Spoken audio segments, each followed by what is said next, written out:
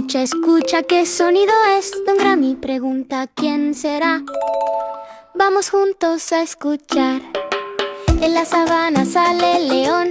Don Grammy dice atención. El león hace grrr, grrr, ruge fuerte, así es él.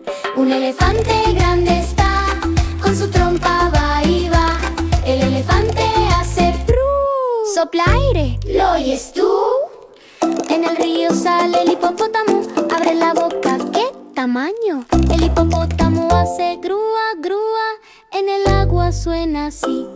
En el campo está la oveja, Don Grammy dice qué tierna.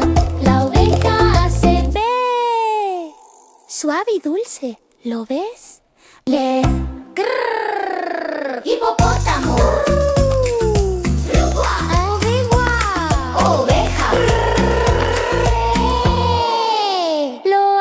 Tú otra vez. Con Don Grammy es divertido aprender.